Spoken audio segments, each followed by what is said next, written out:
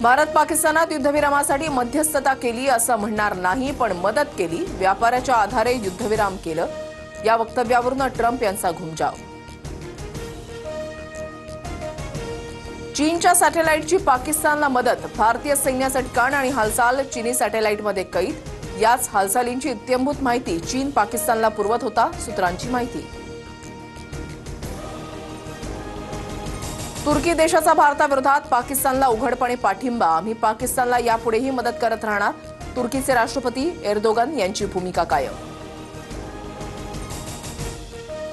पाकला पाठिंबा देणं तुर्कीला भोवणार, भारतामधील व्यापारी, विद्यापीठं, फिल्म इंडस्ट्री आणि पर्यटकांचा बहिष्कार, तर तुर्कीमध्ये भारतीय चित्रपटांचं चित्रीकरण सुद्धा होणार नाही.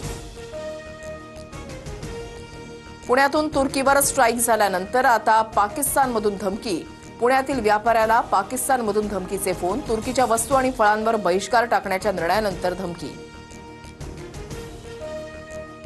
पुलवामाच्या त्रालमध्ये सुरक्षा दलाकडून 3 दहशतवाद्यांचा खात्मा, भारतीय सुरक्षा दलाकडून मोठी कारवाई, आमिर वाणी, यावर भट्ट आणि आसिफ शेख अशी ठार झालेल्या दहशतवाद्यांची नावं. भारतात ॲपलचे कारखाने उभारू नका, मी भारतामध्ये उत्पादनासाठी इच्छुक नाही, देशांतर्गत उत्पादनावर लक्ष केंद्रित करा, ट्रेड वॉरच्या पार्श्वभूमीवर ट्रम्प यांचा टीम कुक यांना सल्ला. भारत अमेरिकेमधून आयात होणाऱ्या वस्तूंवरील सर्व शुल्क रद्द करण्यास तयार, डोनाल्ड ट्रम्प यांचा मोठा दावा.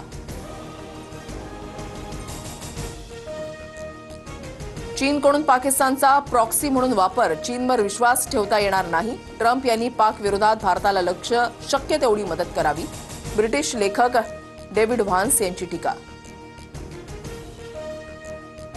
ऑपरेशन सिंदूर आधी मोदींच्या एनएसए, सीडीएस, लष्करी अधिकाऱ्यांसोबत 45 गुप्त बैठका, पहलगाम हल्ल्याला उत्तर देण्याचा सौदी दौऱ्यानंतर असतानाच मोदींचा निर्णय, सूत्रांची माहिती. पाकमध्ये असलेली अण्वस्त्र चुकीच्या हातांमध्ये, पाकची अण्वस्त्र IAEAच्या देखरेखीखाली आणली पाहिजेत, जम्मू काश्मीरच्या दौऱ्यावरील राजनाथ सिंहांचं वक्तव्य. पाणी पुरवठा बंद करण्याचा विचार केल्यास भारताला उत्तर देऊ, पाकचे सैनिक शौर्य बलिदानाच्या बळावर पाणी हक्क मिळवून देतील, शाहबाज शरीफची भारताला पोकळ धमकी. भारताच्या हल्ल्यामुळे पाकमधील एअरबेसचं मोठं नुकसान, दशकांपासून सुरू असलेल्या संघर्षातील सर्वात मोठा हल्ला, अमेरिकेच्या वॉशिंग्टन पोस्ट या वृत्तपत्राकडून विश्लेषण. पाकचे लष्करी तळ, विमानतळांना लक्ष्य करण्यात भारताला यश, ऑपरेशन सिंदूरबाबत अमेरिकेच्या न्यूयॉर्क टाइम्सकडून वार्तांकन.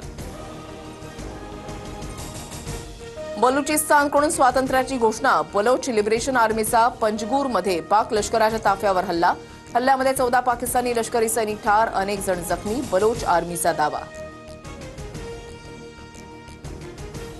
कर्नल सोफिया कुरेशींबाबत आक्षेपार्ह वक्तव्याप्रकरणी भाजप मंत्र्याला सुप्रीम कोर्टानं फटकारलं, विजय शहांविरोधातील FIR रद्द करण्यास नकार, मंत्र्यांनी जबाबदारीनं वक्तव्य करावीत, सरन्यायाधीश गवई यांनी सुनावलं.